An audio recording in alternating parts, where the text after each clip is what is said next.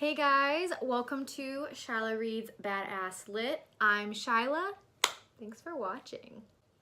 So today I want to talk about SADIE by Courtney Summers.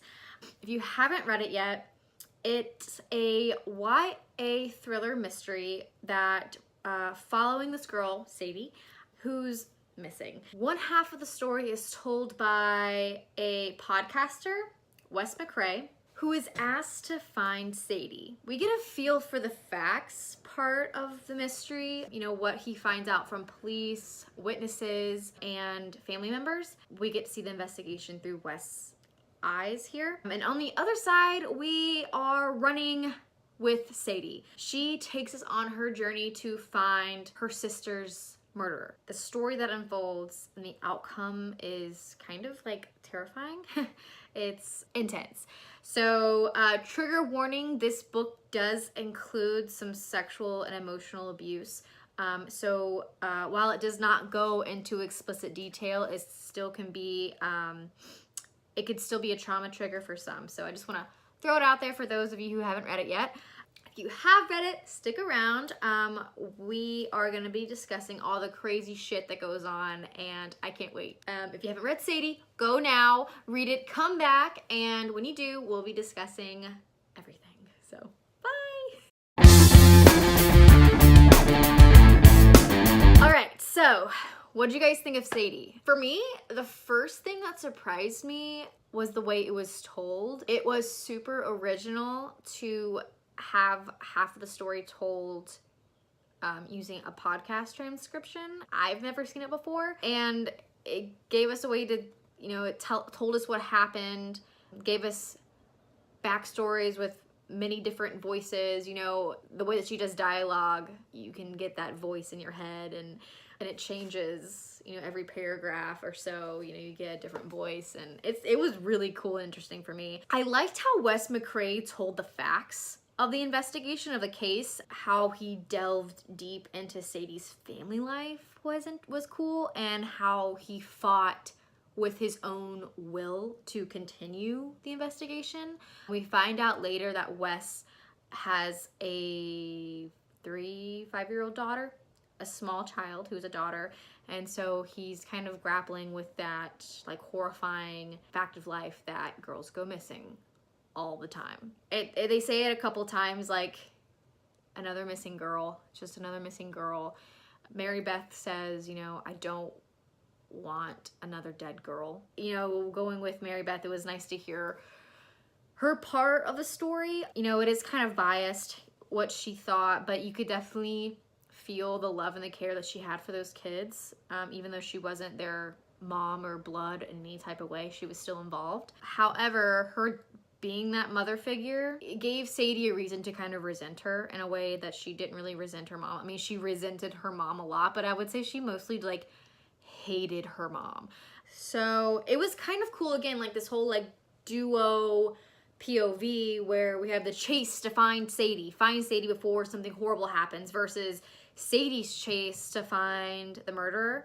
It was really interesting, the parallels. Like while I was reading it, I was thinking that they were on the same timeline, and then, you know, you get a sense that, okay, maybe quite some time has passed. I'm pretty sure they say something like 4 months. So maybe that was my like reader mind just kind of skimming over that. But like while I was reading it, you know, it's like super intense and crazy with SADIE's part, and then also with like the podcast, you're following the story, you know, much like if you were listening to it on your iPhone or something. So it was, that parallel was pretty nicely done. I don't know, how'd you guys feel about the podcast transcription? And then immediately in the next chapter, you're going into like this first person present tense story. It's kind of crazy, right? Yeah, like I think the podcast story and SADIE's journey made it really hard to put down for me. Like I finished this sucker in a day. I mean, granted it's not that big, but it's still like, it's a 6x9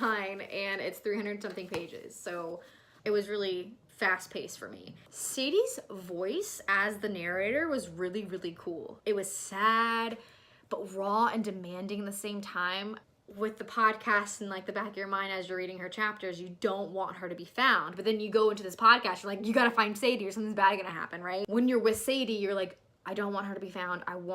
We need her to catch Maddie's killer. We need to know what's going on. Her actual voice, like the stutter. We don't get that a lot in stories, or I haven't read many. Maybe I should, because I actually really liked it. Thought it was like a really nice touch because Sadie was, you know, this person who kind of wanted to be this faceless girl that slips in and out of towns to grab information and leave, but her voice is like undeniable. Like if someone comes and asks you, hey, did this girl with a stutter come up and talk to you? You're gonna be like, oh yeah, she did. And she looked like this, you know what I mean? So she was never faceless.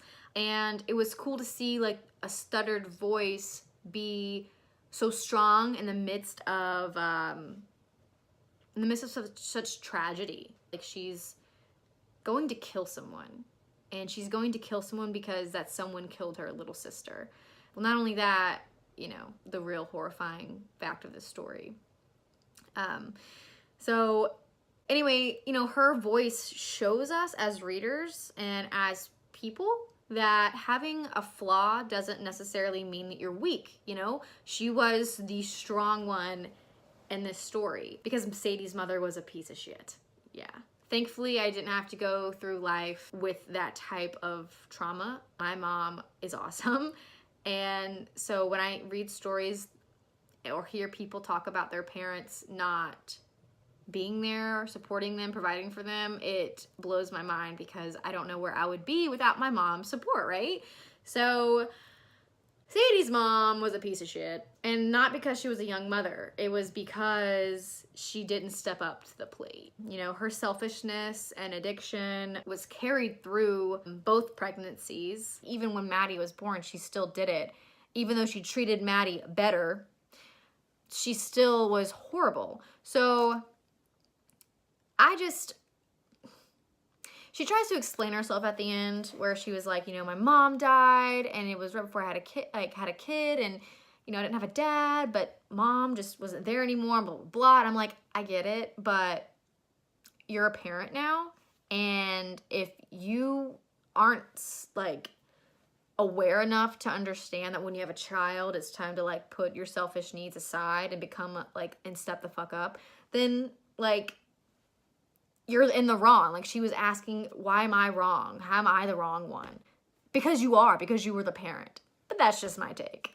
Anyway, Sadie's mom is an asshole and a heroin addict. And not only that, she lets these men into her life just to take what she can from them. I guess we really get to know one of them, and he is the antagonist of the story, Keith / Darren. So Keith / Darren not only is a horrible person, like child molester, but he is like a serial child molester. He goes into houses, just has these like IDs that he uses that Sadie finds, and he like manipulates these women, like these weak single moms, and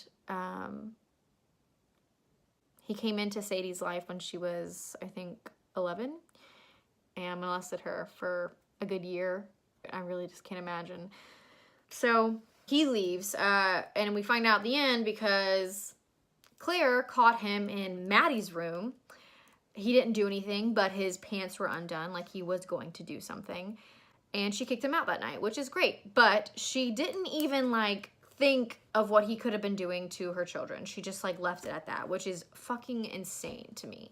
So that happens, and we get this sense that there's something missing in this story, like halfway through. Like, okay, how does Sadie know that it was Keith who did this to her and did this to Maddie and killed Maddie? You know, Sadie was a pretty interesting character. She was so self-reliant at 19. I guess from her being quiet because of her stutter, she didn't want people to ask questions while she was growing up or people to make fun of her. You know, she did a lot of watching, a lot of studying, and so she's going through these towns and trying to ask the right questions, trying to be like certain things so people will feel comfortable answering her. And she gets to that town, Montgomery, where she meets those kids, and she ends up letting herself go a little bit. you know, she starts to feel this like inkling of love, like something that she's never felt before. I thought that was really cool to see. I'll bet it's sad. This is where she meets like Keith's buddy. So she goes to Montgomery where she meets Silas Baker, who ends up being the chick that she talked to before, her brother. Silas is like Keith. He molests children. The first thing we get of Silas is of him sneaking out to this like broken down house and putting pictures in this locked box. Sadie finds it. Not only that, we find out at the end that Sadie advises Jose to go out there and look at the box. He ultimately becomes the guy who calls the police. Yeah, and that just brings up a whole lot of questions. Like, was he like molesting his own child? Like, is that why she was so, like, she had issues, obviously.